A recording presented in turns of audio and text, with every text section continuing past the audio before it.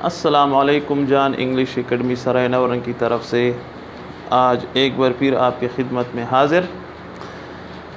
हम इंग्लिश के मराहिल पे करते हुए सेंटेंस स्ट्रक्चर को आ पहुँचे। सेंटेंस स्ट्रक्चर का मतलब है कि फ़िक्रे की साख्त, फ़िक्रे की देखिए कुछ ऐसी बेसिक्स टर्मिनोलॉजीज़ है जो हम बार बार पढ़ रहे हैं। अभी तकरीबन 2-3 दिन इंशाल्लाह ये चीज़ें पढ़ेंगे, फिर पार्ट्स ऑफ स्पीच शुरू करेंगे। पार्ट्स ऑफ स्पीच में मोर देन 50% इंग्लिश बंद है, लेकिन चूँकि ये चीज़ें इंडिपेंडेंट सब्जेक्ट वर्ब और ये चीज़ें बार बार आती हैं, तो इस वजह से वो जो दरिया के किनारे या नहर के किनारे हम इर्द गिर्द घूम रहे, जब एक दफ़ा दरिया में छलांग लगाए, ठीक है, तो फिर किनारे रह जाते हैं। तो कहने का मतलब ये कि सेंटेंस स्ट्रक्चर, फ़िक्रे की साख्त, फ़िक्रे की एक तो फंक्शन के लिहाज से फ़िक्रे की साख्त है। फंक्शन का मतलब है काम के लिहाज से। मिसाल के तौर पर मैंने आपसे पूछा कि व्हाट्स योर नेम, सो ये एक फ़िक्रे की साख्त है, और एक फ़िक्रे की साख्त है माई नेम इज़ असलम। समझ आया? तो दो किस्म के फ़िक्रे मैंने बताए। तो एक है फंक्शन के लिहाज से, फंक्शन का मतलब है कि काम के लिहाज से फ़िक्रे की साख्त क्या है। मैंने एक फ़िक्रा बोला और इसने आप पे कौन सा असर डाल दिया, तो इसको कहते हैं फंक्शन के लिहाज से। तो फंक्शन के लिहाज से फ़िक्रे की 4 काइंड्स है, 4 टाइप्स है। पहला फ़िक्रा है डिक्लेरेटिव सेंटेंस, जिसको हम कहते हैं मोस्टली स्टेटिव सेंटेंस, या जिसको हम कहते हैं असर्टिव सेंटेंस, राइट, या जिसको हम कहते हैं स्टेटिव सेंटेंस, बयानिया जुमला, या अफर्मेटिव सेंटेंस, राइट।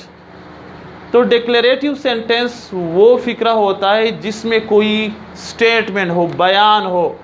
तो बयान 2 तरह का हो सकता है उस्मान साहब, या नेगेटिव हो सकता है या असलम काना कहता है ये पॉजिटिव है, असलम काना नहीं कहता ये। तो पॉजिटिव को एक तो पॉजिटिव सेंटेंस कहा जाता है, और एक इसका नाम और दूसरा नाम है अफर्मेटिव सेंटेंस। क्या है? Affirmative, AFFIRMATIV, affirmative.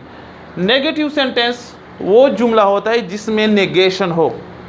असलम काना नहीं गाता, आयशा नहीं गाती, हम नहीं जाते। समझ आया? तो ये डिक्लेरेटिव सेंटेंस या असर्टिव सेंटेंस की मज़ीद 2 अक़साम है। इसमें एक पॉजिटिव है और एक नेगेटिव। इंट्रोगेटिव सेंटेंस क्या है? Simple, to ask question. Such type of sentences in which you are going to ask question. For example, what is your name. तो क्वेश्चन हम 2 तरह से पूछ सकते हैं। एक WH से शुरू होने वाले, मिसाल के तौर पर what is your name, why are you singing, why are you late, why are you angry, where are you from वगैरह। और एक जो हेल्पिंग वर्ब से शुरू हो, मिसाल के तौर पर इज़ ही अ बॉय, क्या वो एक लड़का है, वाज शी अ गर्ल, क्या वो एक लड़की है, विल ही गो। तो ये हेल्पिंग वर्ब से, इज़ MR से। तो जो WH से शुरू होते हैं इसको मोस्टली कहा जाता है डबल इंट्रोगेटिव। क्या कहा जाता है? और जो हेल्पिंग वर्ब से शुरू होते हैं इज़ MR से, इसको इंट्रोगेटिव सेंटेंस कहते हैं। सवालिया जुमले, सिंपल। तीसरी किस्म है इम्पेरेटिव सेंटेंस। इम्पेरेटिव के लफ्ज़ का मतलब है इम्पोर्टेंट, सिग्निफिकेंट। तो इम्पेरेटिव सेंटेंसेस में टू गिव कमांड, सजेशन और वार्निंग, ऐसे फ़िक्रे जिसमें आप हुक्म देते हैं किसी को होशियार करने के लिए कुछ अल्फाज, या तजावीज़ देते हैं, तो ऐसे फ़िक्रों को कहते हैं इम्पेरेटिव। मिसाल के तौर पर जिसको हम सिंपल कहते हैं हुक्मिया जुमले। दरवाज़ा बंद करो, दरवाज़ा खोलो, दरवाज़ा बंद ना करो। तो उर्दू में ऐसे फ़िक्रों के आखिर में उस्मान साहब मोस्टली वाव आता है। दरवाज़ा बंद करो, खाना खाओ, ठीक है, गाना गाओ। तो ऐसे जुमलों को कहते हैं इम्पेरेटिव सेंटेंस। चौथे नंबर पे हैं एक्सक्लेमेटरी सेंटेंस। इस्तेजाबिया जुमले, निदाइया जुमले, फिजाइया जुमले, ऐसे जुमले जिसमें इंसान गम या खुशी का इजहार करे। ठीक है, और जिसमें मोस्टली इंटरजेक्शन इस्तेमाल हो। इंटरजेक्शन का मतलब है हुर्रा, ओह, वाओ, ब्राव। तो हुर्रा वी है वन द मैच, ऐसे जुमले जिसमें गम या खुशी का इजहार हो, यानी इमोशंस, तो ऐसे जुमले को कहा जाता है क्या? एक्सक्लेमेटरी।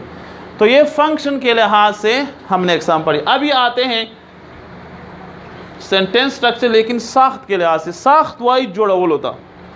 मिसाल के तौर पर स्ट्रक्चर, ये जो मार्कर है किस चीज़ से बना हुआ है? It has been made of plastic, right. तो ऐसे जो ये जुमले होते हैं ये मोस्टली टेस्ट में आते हैं, NTS, FTS, समझ आया? तो ऐसे जुमले mostly you will see them in your test. Simple, compound और कम्प्लेक्स, तो ये इनकी टाइप्स है। क्या है? टाइप्स या काइंड। जैसा कि ये भी काइंड है फंक्शन के लिहाज से, लेकिन ये भी काइंड है, वो फंक्शन के लिहाज से और ये स्ट्रक्चर के लिहाज से।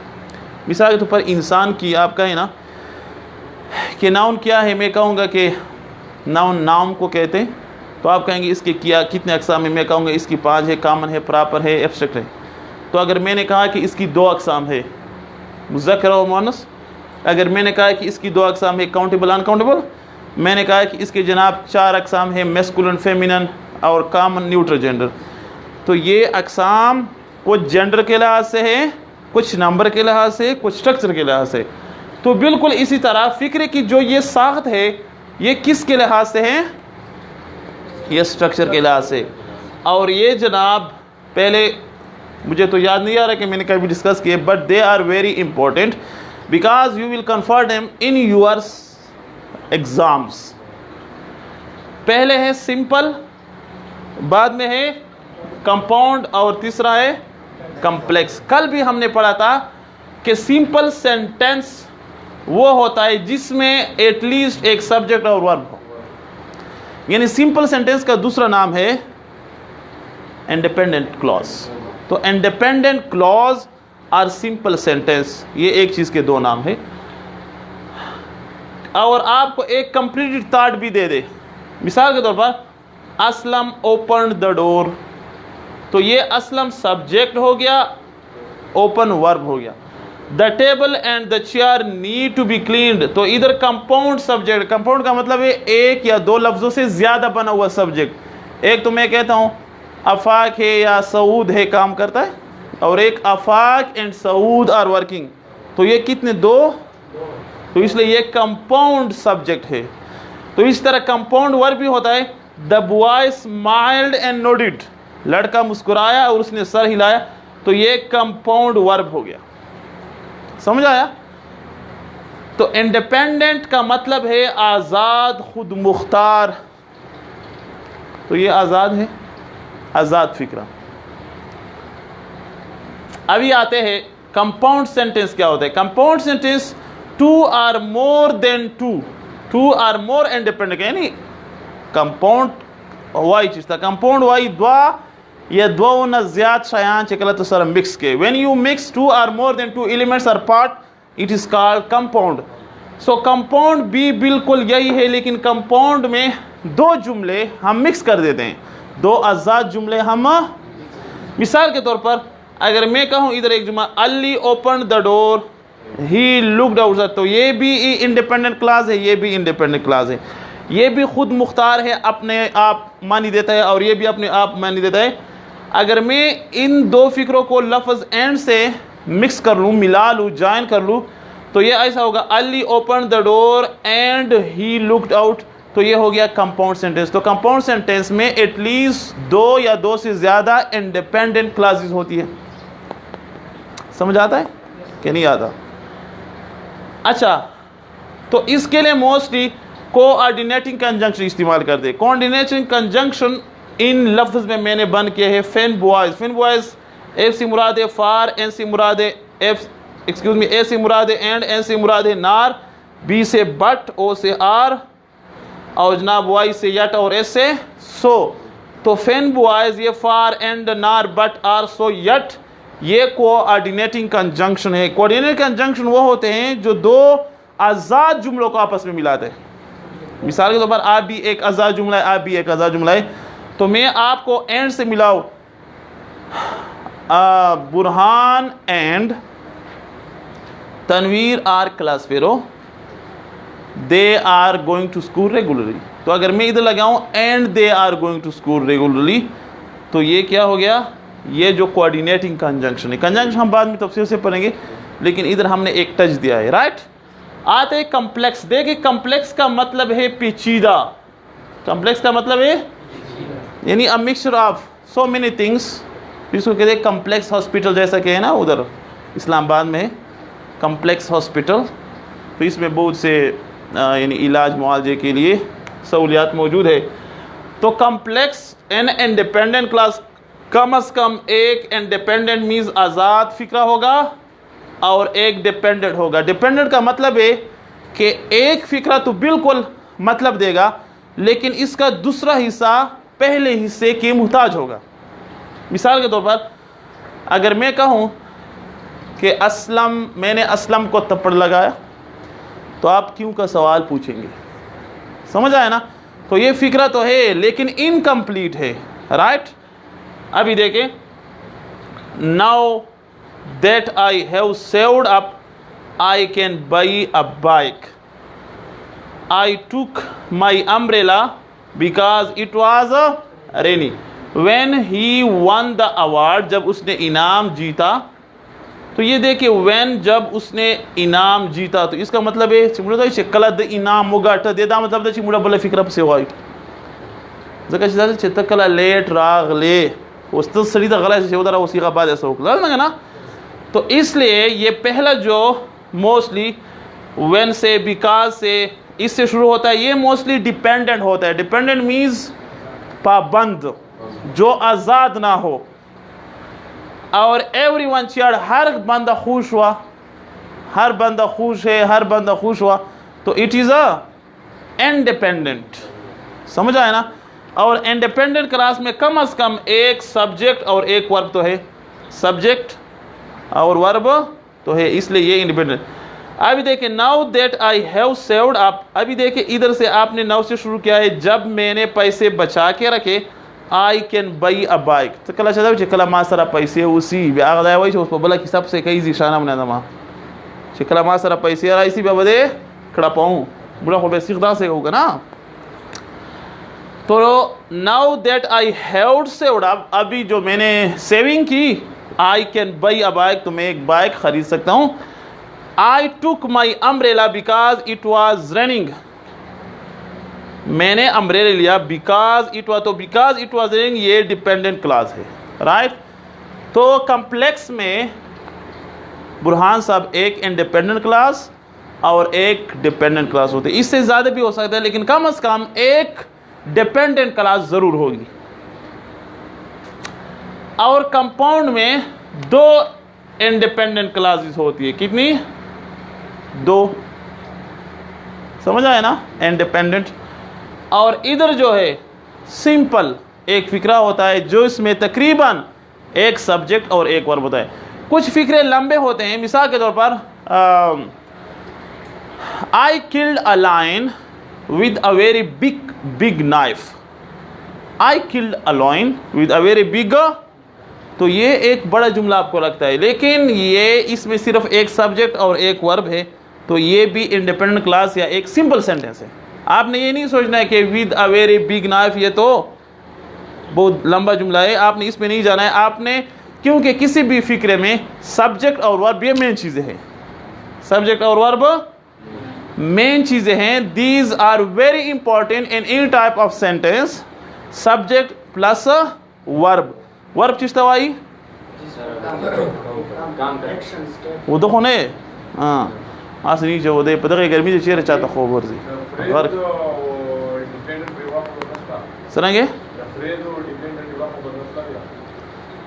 दियार दास देखा ना, इंडिपेंडेंट क्लास वो सिंपल सेंटेंस दाई वा खबरदार फ्रेज से कुमदा फ्रेज वाई लफ्ज़ो मजमुआ था, लेकिन मिसाल के तौर पर माँ लफ्ज़ो मजमुआ वेला खो मुकम्मल मतलब न रखे, लेकिन इन योर पॉकेट आपके जेब में, ऑन योर हेड आपके टोपी पर, उसके बाद सर क्या मेरे सर पे कोई बुलबुल बैठा है, टोपी है, ये क्या है ना।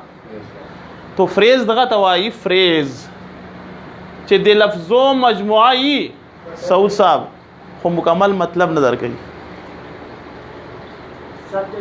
एक्सक्यूज मी क्लास हाँ दे लफ्ज़ो मजमुआई खो मतलब दर कई उइगा चे यो सब्जेक्ट वर्ब ही चे कला सब्जेक्ट ही काम करने वाला वो वर्ब कारी पूछे बता तो मतलब दर कई जी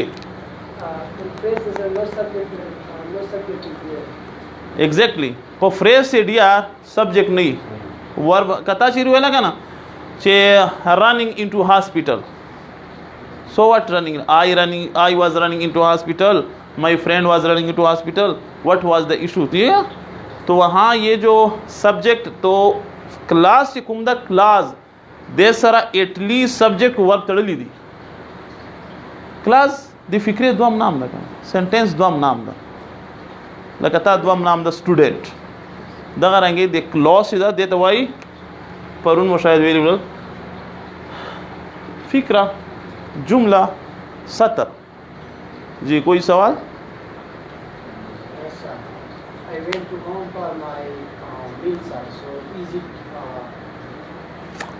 simple sentence simple I went to home for a meal या फॉर मील तो आई वेंट